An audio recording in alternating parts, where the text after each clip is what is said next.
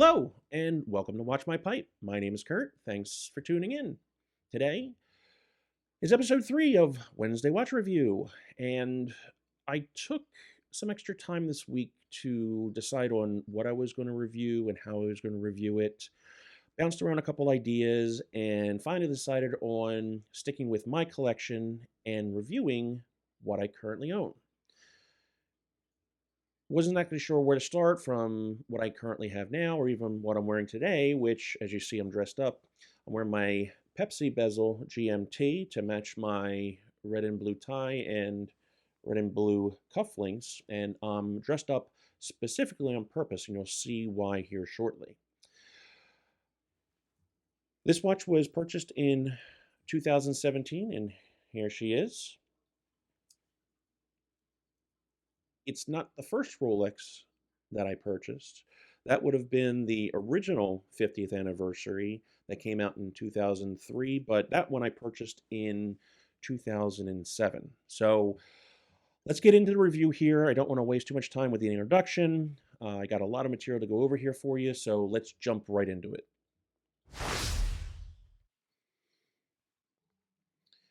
Here we have my Rolex Submariner in green, aka the Hulk. Just a side note, this is my watch, everyone. So it's 4 years old. It's going to show some wear and tear here on the HD camera, so cut me some slack. On my wrist, it fits very nicely. I have about an 8.25-inch wrist, but this will probably fit someone who has a smaller wrist, no smaller than, let's say, 6 inches. But one of the things that makes this watch highly collectible and relevant today is how slim this watch is, and it will fit under a cuff, as you see here. It's only 12.6 millimeters thin, and even with a bigger wrist like mine, it still fits. From lug to lug, the case is 48.1 millimeters, but including the end links, it's probably closer to 52. As I said before, this watch would still fit comfortably on someone whose wrist is as small as about 6 inches, though. Now, as I take the watch off to show you a little bit more closely, this is made from 904L steel. In layman's terms, this watch is highly anti-corrosive, which makes it such a superior dive watch. You don't have to wash or wipe it down after you're done swimming in a pool or even diving in seawater.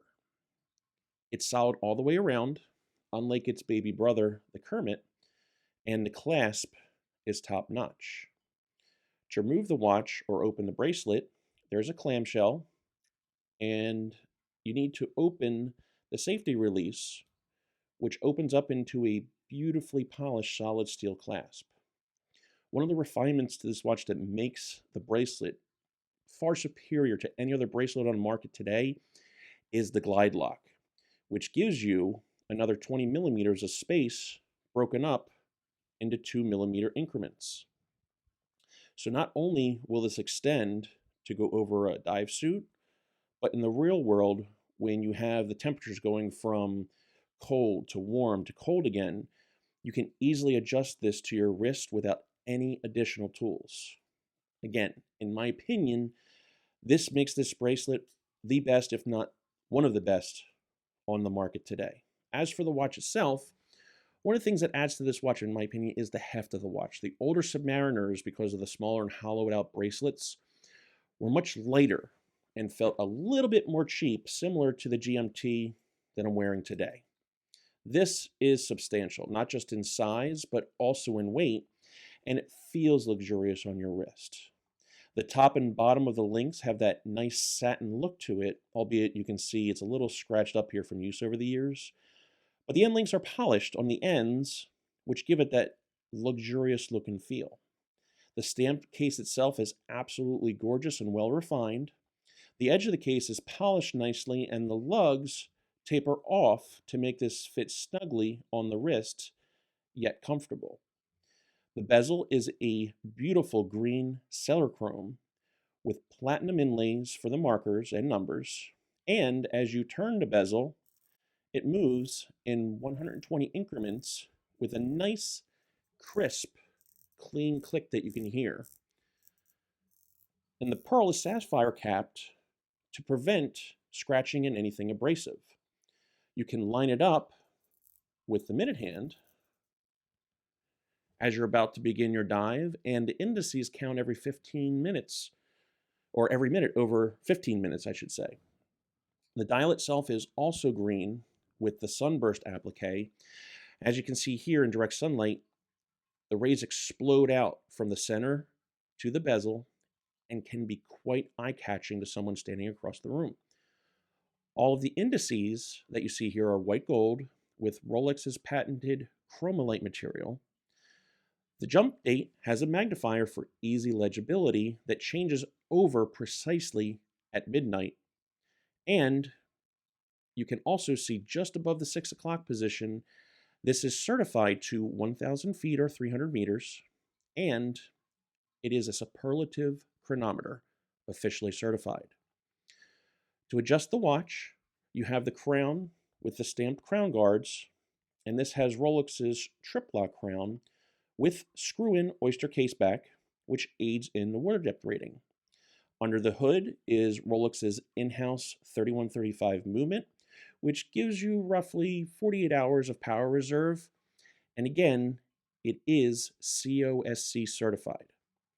Now, to explain COSC certification, the watch must run within -4 to +6 seconds per day.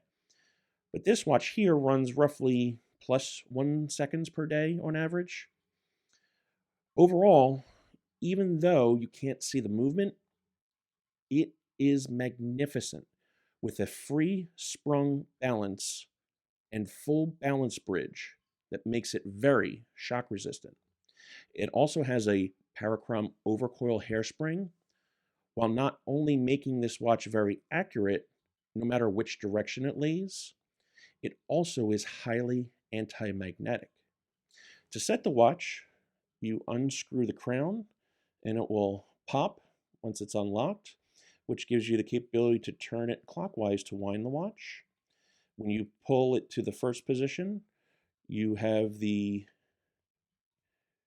quick date adjustment, and then the final position stops the second hand and you can adjust the time.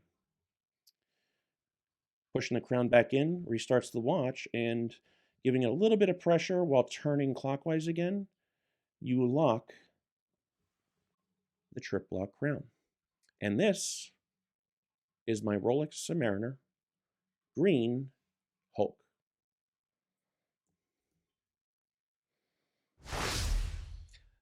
So there you go.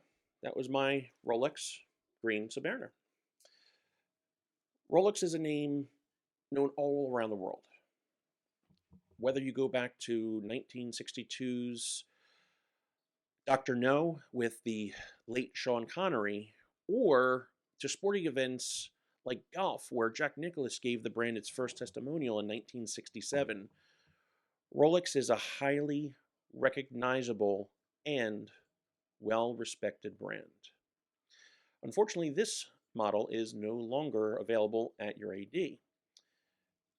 What makes it more unfortunate is the cost at which you would need to obtain this piece. I originally purchased this watch in 2017 for a little over $9,000, but in today's market, it is worth much more than that. It's basically double. The same thing goes for the Kermit. I purchased that watch in 2007 for a little over $6,000, but in good condition today, with a full set, you could probably easily get as much as $22,000 or as much as $25,000, especially for the flat 4 version, which was the original that came out for the true 50th anniversary in 2003. Yeah, 2003. The version available today in 2021 is what I'm officially going to go with and call the Starbucks.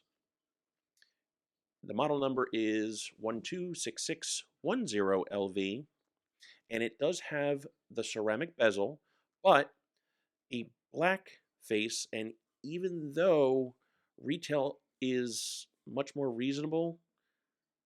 Unless you're a VIP client with your AD, you are not going to get even close to getting on the wait list for this watch. So if you really want it, and if you're willing to fork up roughly 20 grand, the new larger 41 millimeter version is available today. So that's my first full review. As always, I'll ask you for a thumbs up if you like these videos. Subscribe if you haven't done so already, and then coming this Saturday, I will be doing the full review for what has been an interesting journey so far for Samuel Gawith's Sam's Flake. There's a love-hate relationship there, everyone, and we've had a couple spats. We've had a bit of a row there, so I look forward to seeing you next episode. Be well, stay safe. Thanks again, guys. I'll talk to you soon.